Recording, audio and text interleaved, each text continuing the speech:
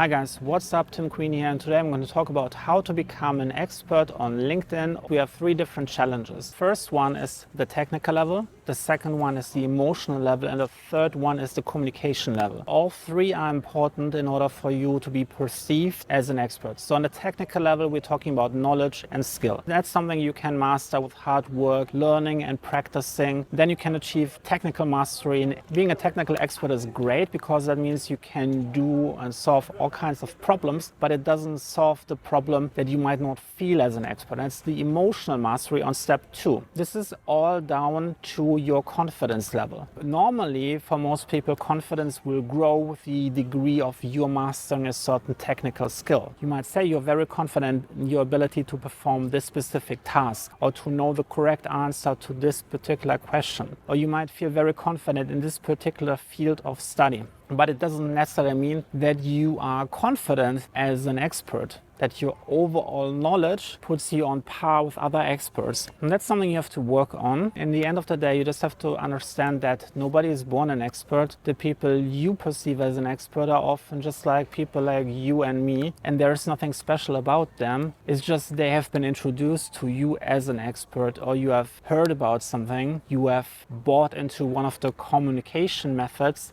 that allow them to portray themselves as the expert. There is no magic. It just comes down to your confidence, and confidence is actually a skill that you can practice. And I highly recommend the book, The 6 Pillars of Self-Esteem, if you want to learn how to boost your confidence as an expert. Now, the third element is communication. Now, you can be a technical expert and you can be super confident, but if you're not able to communicate that you are an expert that other people can trust to potential customers, nobody will buy from you. And that's really important. Now, when it comes to communication, let me give you a good analogy. Imagine for a second that we're talking about trees. Trees, in my analogy, are equal to people. Now, what makes one tree different than another tree? Like, what makes one person different to another person who's an expert? It's certain ideas. Think of it like different types of trees. So when you ask people to draw a tree, you will see they make very similar kinds of shapes and forms. But if you want to highlight, for example, that you have an apple tree, what do? You focus on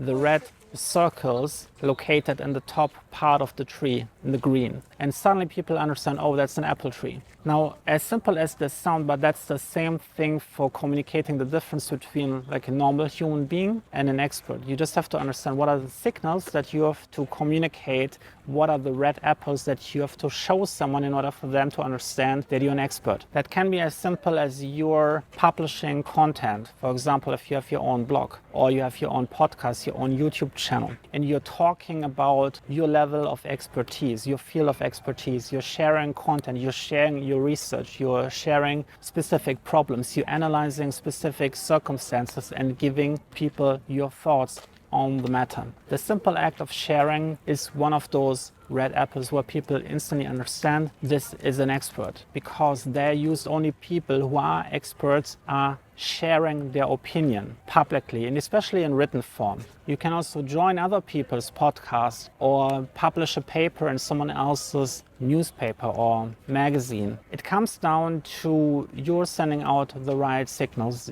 You are a person of interest when someone is talking about analyzing a specific situation. You're someone who is asked for help. So let me know in the comments below what you think about becoming an expert. Which one do you think is most important? Your technical level, your emotional level, or your communication level? And if you want to get more videos about marketing success, make sure that you hit the subscribe button, turn the notification bell on, and I'll see you next one. Bye.